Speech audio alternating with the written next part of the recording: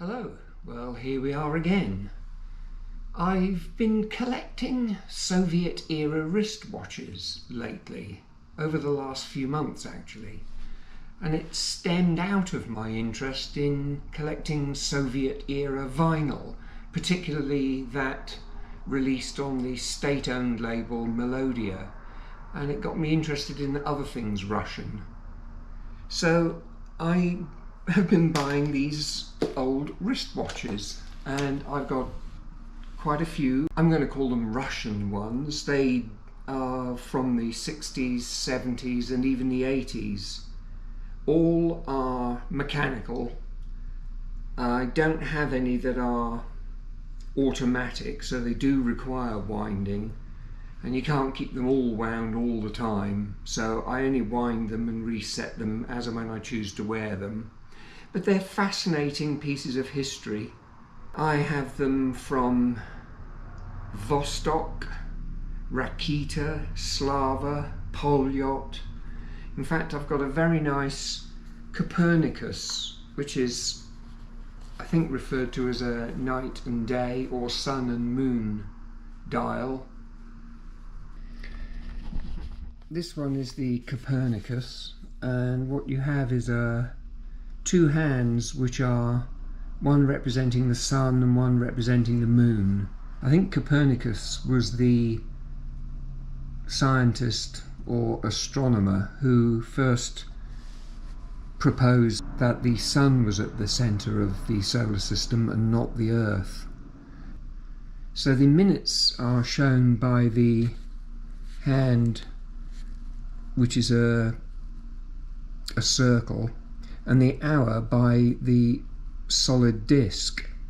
So once an hour you effectively get an eclipse, which is rather neat. This, like all of them, has the letters CCCP in tiny print right at the bottom of the dial. Some of the more modern ones have USSR. These are Vostoks, and they're rather interesting, Commandos. To wind them you have to actually unscrew the crown, and when the crown is unscrewed you can pull it out. The first pull gets you to the winding stage, the second pull gets you to adjust the time. So they're all quite pretty really. I'm very happy with them. I just wear whatever takes my fancy on a particular day. In fact, that box is already full and now I'm into an overflow one. There's another Rakita and another one. It's a nice chocolate coloured or maroon face on that one. This one is a Slava, and it's rather interesting because there are two winding crowns, as you can see. But there are four hands, so you've got hours, minutes and a sweep hand. But there's also a tiny hand which is an alarm, and you can set the alarm using this button to pull it out and set the alarm, and then wind it, and when the allotted time is reached it vibrates on your wrist. The others, these are Timex Navis, which are really rather sweet. I like these a lot. This is a Timex Time and Tide. I don't know why I really need that, but I just fancied it. The rest are of lesser interest. I mean, there's a rather nice fossil over there, the red one. I like wearing that one. It's quite attractive, particularly wear it on Canada Day. The others are of no real value. So it's particularly the Russian ones that have interested me, and they're the ones that I wear the most. This is a very nice Rakita. I love the black dial on this one. This is nice too, with a sort of a butterscotch dial. There's a rather nice green and cream one here. Anyway, that's what's been keeping me interested and spending my money of late. For anyone who's interested in buying these things, it's worth mentioning about import duty.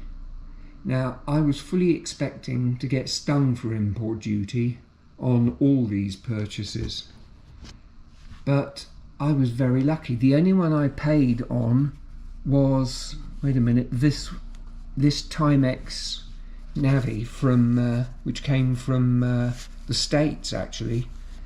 Everything else has come from one of the former Soviet socialist republics, either Ukraine or Belarus. I think the sellers on eBay are wise to the fact that most countries will charge import duty, and they're understating the value of the watch. So most of them I've paid around 70 or 80 Canadian dollars for, and most of them arrived saying that the contents were valued at $20 or $25, which escaped import duty. Anyway, they're all rather interesting timepieces and good fun to wear.